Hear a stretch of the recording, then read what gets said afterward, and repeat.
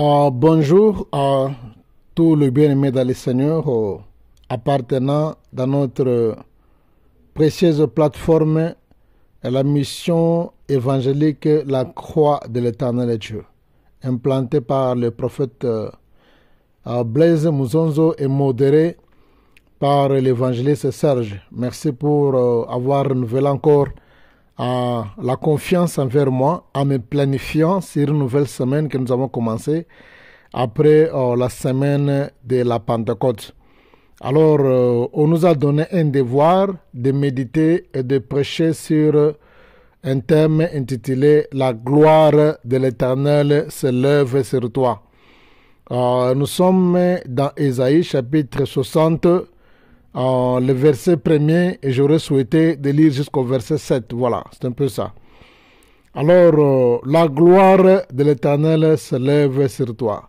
Je remercie grandement tous les participants du groupe, de toutes catégories, commençant par les ministres de Dieu, les diacres, les diaconesses, les anciens, les anciennes dans la foi en Jésus, et aussi tous les enfants de Dieu appartenant dans notre précieuse plateforme. Soyez bénis de la part de Dieu. Vos messages, vos prédications, vos enseignements sont toujours très forts et nous ont toujours édifiés de temps en temps. Que le Seigneur soit béni pour cette grâce. Alors, nous sommes en train de parler sur un thème que nous démarrons aujourd'hui. La gloire de l'Éternel se lève sur toi. Ça se trouve dans Ésaïe, chapitre 60, le verset 1er, jusqu'en bas là-bas, mais j'aurais souhaité lire jusqu'au verset 7, voilà. Bien-aimés dans le Seigneur, je voudrais un peu parler de choses tellement importantes, très importantes dans cette session. Je demanderai que tu puisses me prêter beaucoup d'attention puisque le Seigneur a quelque chose à te parler dans cette session ou bien dans notre nouveau thème. Nous le savons tous que Ésaïe a été toujours appelé l'évangéliste de l'Ancien Testament. Si vous prenez les livres d'Ésaïe et vous comparez avec les 4 évangiles de Matthieu, Luc, Jean, Marc, vous allez voir il y a trop de ressemblances, raison pour laquelle plusieurs personnes l'appellent l'évangile ou bien l'évangéliste de l'Ancien Testament. Il n'y a pas un prophète qui a prophétisé sur la personne de Jésus ou bien sur la personne messiatique plus qu'Ésaïe. Ésaïe est le seul prophète de l'Ancien Testament qui a plus parlé sur la venue du Seigneur, sa naissance, son ministère et son parcours. Il a plus parlé. Ésaïe a beaucoup parlé sur le Seigneur. Vraiment, c'est un prophète que nous devons acclamer, un prophète que nous devons de tout moment vraiment commémorer. Et il n'est pas un petit prophète, mais c'est un grand prophète que j'ai toujours apprécié dans ma vie puisqu'il nous a annoncé, il nous a parlé. S'il y a des gens qui aujourd'hui doutent de la messiatique du Seigneur Jésus-Christ, Ésaïe en a parlé. C'est d'ailleurs un livre qui peut facilement convaincre les Juifs qui jusqu'à aujourd'hui ne croient pas que le Seigneur Jésus était le Messie. Quand vous observez les œuvres du Seigneur, comparant avec ce qu'Ésaïe a dit, exactement, vous allez voir que le Seigneur Jésus répond à tous les critères messiatiques de la Bible. Alors, nous voulons un peu lire qu'est-ce que le prophète a écrit ici dans chapitre 60. Qu'est-ce qu'il dit?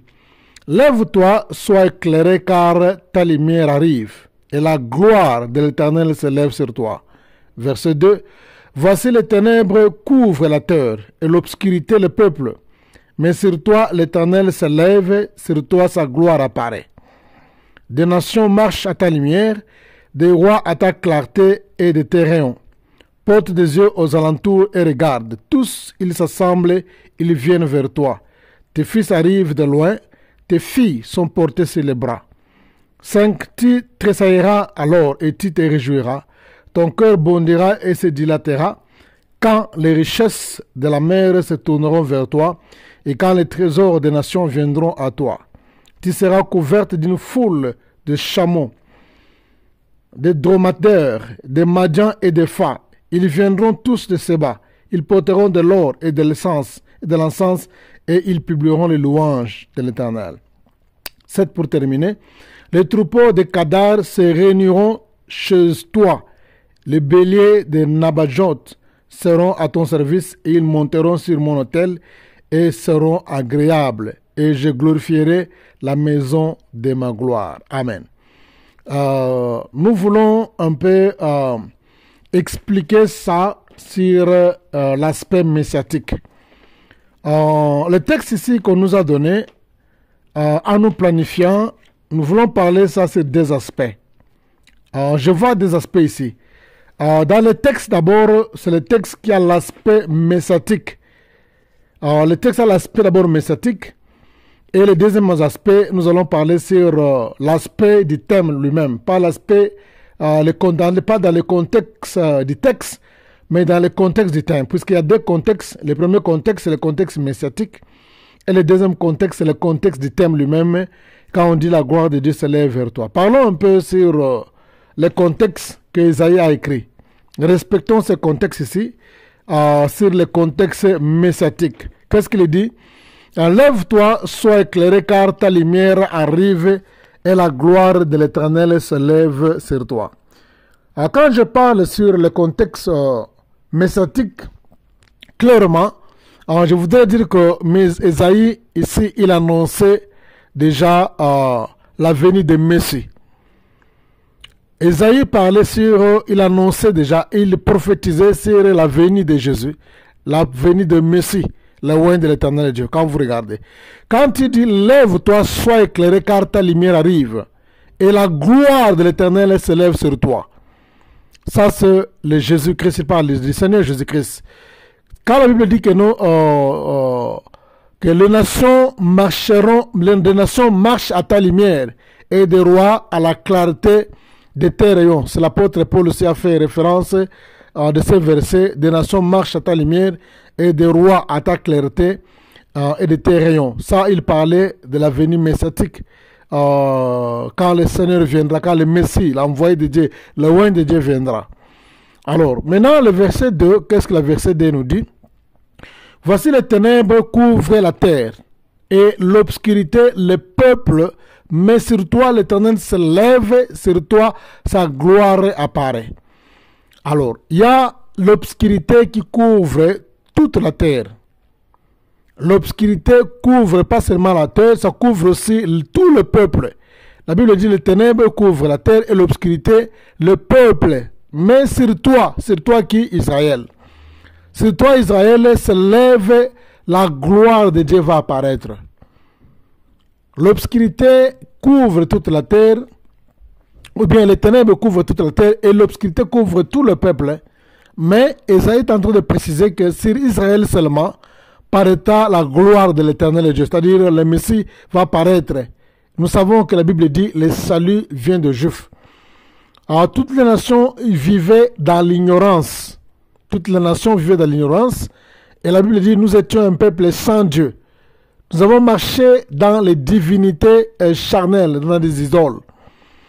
Et Isaïe est en train de prophétiser pour nous signifier que le salut ne viendra pas sur toute l'étendue de la terre. Premièrement, la terre est couverte par les ténèbres et le peuple dans l'obscurité, mais seulement en Israël, précisément dans un coin.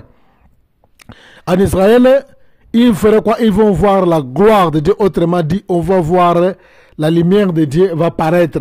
Il parle sur la présence du Messie. Voilà un peu ici. Il y a des mots-clés. Je vais expliquer un peu ici des mots-clés. Bien aimé dans le Seigneur, tu ne comprendras jamais le contexte, le message d'Isaïe, si tu ne comprends pas les mots-clés dans ce message. Dans ce message ici, il y a ce qu'on appelle les mots-clés. Les mots-clés ici dans le message, c'est quoi? Le premier mot-clé dans ce message, d'abord, c'est la lumière. Nous allons parler sur la lumière. En dehors de la lumière, il y a encore ce qu'on appelle les ténèbres. Les ténèbres aussi, c'est le mot-clé. Et enfin aussi, la gloire, c'est le mot-clé. Les ténèbres et l'obscurité, c'est presque les mêmes mots. La gloire et la lumière, c'est presque les mêmes mots. Et nous allons encore, voilà, ce sont trois choses que nous allons expliquer clairement. dans ce message, dans Ésaïe chapitre 60 ici. Bien-aimés dans le Seigneur, que signifie la lumière? La lumière, c'est un terme prophétique qui n'est rien d'autre que la connaissance de la parole de Dieu. La lumière signifie la connaissance de la parole de Dieu. Et les ténèbres signifie l'ignorance de la parole de Dieu. Quand nous appelons Jésus le prince de la lumière, il est prince de la lumière, c'est-à-dire quoi? Le Seigneur, c'est lui qui est le porteur de la bonne semence, qui est la bonne nouvelle, la parole de Dieu. C'est ça la parole de Dieu qui est la lumière. Et l'ignorance, c'est les ténèbres. On appelle le diable le prince des ténèbres. Pourquoi le diable est appelé le prince des ténèbres? Puisque le diable utilise l'ignorance d'une personne pour le détruire.